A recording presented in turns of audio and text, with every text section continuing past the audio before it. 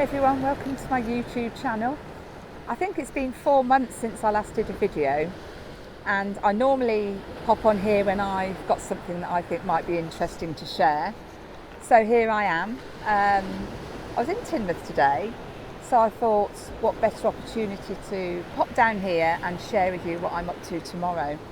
And those that know me well and those that follow me on social media will know that whenever I have something potentially profound happening in my life, whether it's exciting or not so exciting, this is the place that I come, because I just love to be by the water. I find it very grounding and supportive, cleansing, and I just feel that I can breathe and flow when I'm near the water. So here I am. So I hope this message comes out okay. So tomorrow I'm heading off on a 10-day Vipassana Silent Retreat. Now, I'm not sure if that's how you pronounce it, so apologies if I've got the pronunciation incorrect, but I will put a link in my YouTube description when I post it up so people can look it up if they want to. So I'm heading off tomorrow on this retreat thinking, what the hell am I doing? But I am somebody who likes new experiences and I like to challenge myself, and I'm very, very focused and committed to my personal growth. So it feels like it's going to be quite a brutal and challenging experience, but one thing's for sure, I will learn something about myself when I come out the other end. So yeah, I'm going on this retreat, so I won't have any access to any devices, so no mobile phones, laptops or anything, so I will be on silent until the 16th of March, I think it is. No books, no paper, no pens, no scented toiletries. You're not allowed to obviously speak to anybody, and you're not allowed to make eye contact with people, and it's 10 hours of meditation every day. So what led me to book on this? Well, first of all, it's a free event, and they hold them all around the world.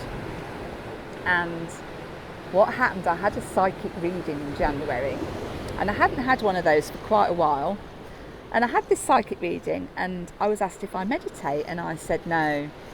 And he said, meditation is going to be coming into your life this year. And I thought, yeah, right, okay. And then about a month later, I was speaking to a lady I met overseas when I was having my surgery last year, and I was telling her about where my energy is at the moment. And she said, it sounds like you'd benefit from going on a silent retreat. And I said, I don't think so. And she'd done them, and she said they were really good, and that you come away a lot lighter and with more clarity. So I looked the website up and I thought, shall I, shan't I? And before April, the ones that I looked at, they were full, so I was put on a waiting list. And then I had an email, I don't know, 2 weeks ago saying a place had become available, and I'd been put on this one that starts tomorrow evening. And I was thinking, oh my God, what have I done? Shall I, shan't I? And I agonised over it for quite a while. So I decided I will do it. And my counsellor was quite concerned about me and said, day 2, you're probably going to hit a depression. And the first 5 days, your chemical imbalances are going to go up and down like this. And then at the end of day 5, you'll probably have a dopamine crash. But if you can get to day 6, it will balance itself out somewhat. And I've spoken to some people who've been on these retreats, and I'm hearing the same information. So I thought, okay, I'm going to take on the challenge, and it's quite a scary thing for me to do, and a big thing, because I do like to talk. I do like to talk, and I have a sugar addiction. And I love my music, and I'm going to be without the resources that I use to navigate life. So it is basically just being with yourself. And a lot of us don't go there, do we? Because it can be a very disorientating and painful place. But I've done 4 years now of one-to-one work somatically on my past trauma, and it's taken me to some really, really tough, immobilizing, dark places that I would never have imagined doing somatic work could do that. But once you've faced it and gone through it and worked through it with support, you come out the other end and you just think, oh my God, I can't believe the difference it's made in my life, and it's incredible. And I feel very proud of myself that I've done those years and committed to investing in myself. And I've learned that by allowing ourselves to feel things, that's the way we work through things, and then they're not as intense afterwards. Anyway, that's a video for another day. So I'm going to go on this retreat to basically go within myself layer by layer. And will I sustain it 10 days? I actually don't know, because apparently 25% or more of people pull out after the first few days. So if I can get to day 10, I will be so proud of myself. And I think, how am I going to feel if I don't do the 10 days? So there's a lot coming up for me on the sense of returning back home, and the doubters laughing and saying, told you so, and that feeling of failure, I suppose. And then I've got to keep telling myself every day that I do is an achievement. And I've heard that some people who do these particular retreats multiple times, even they still find it tough. So it sounds like every time you go, you just go deeper and more stuff comes up for you to work with. So what do I hope to get out of it?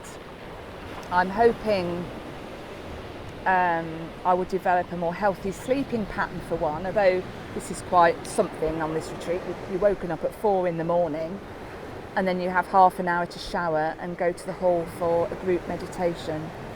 So I'm not a morning person, so that's going to be a big thing for me. And then you go to bed at 9 o'clock.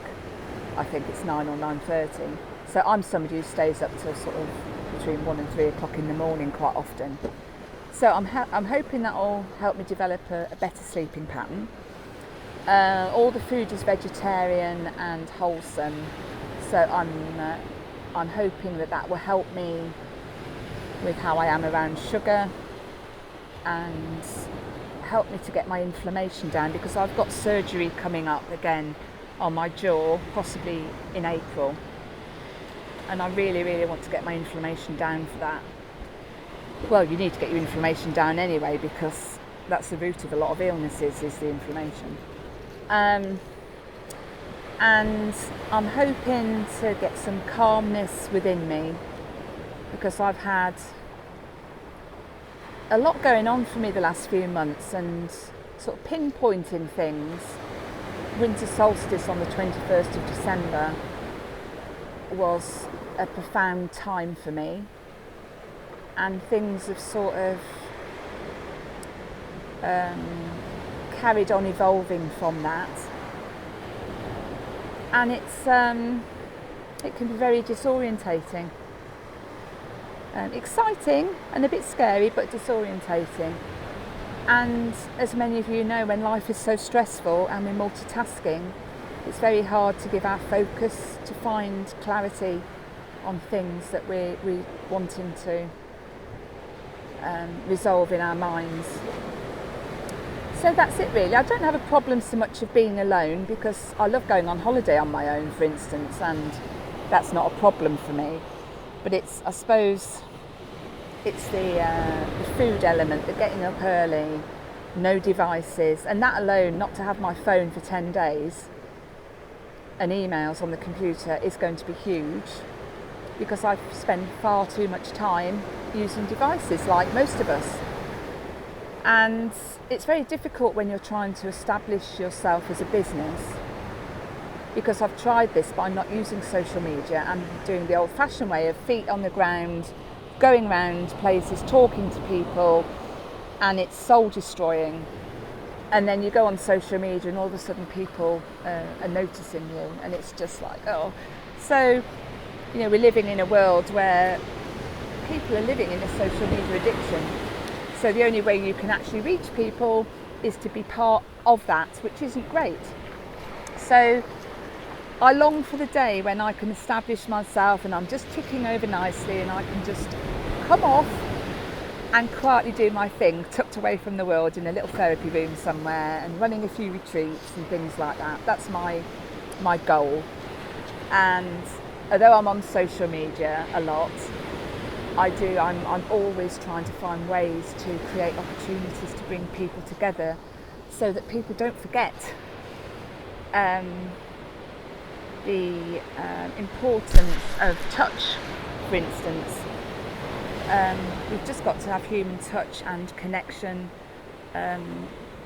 Anyway, a talk on social media is a whole video in itself, which I might do another day. So at the moment I'm digressing, so I do apologise. So yeah, I'm heading off tomorrow morning, Wednesday the 4th of March, and home on the evening of the 15th on Mother's Day. So that's going to be my next chapter. So I wanted to do this today. I'm sorry about the wobbly camera, but it's difficult holding it up and trying to speak. I wanted to do this today to share with you how I feel now, and then do another one when I come out. And I'm really hoping I can do the 10 days. And if I don't, it's got to be a case of so be it, I tried. And it's one of those facing your fears and doing it anyway. And I have to laugh because somebody said to me, oh my God, I hope I'm not the first person you ring up when you come out. So I can't help but wonder, who is going to be the first person I ring up when I come out? And I look forward to putting my phone on the 15th in the afternoon to see if I've got any messages. So yeah, that's it anyway. So I'm going to stop waffling and leave it at that, and I'll see you on the other side.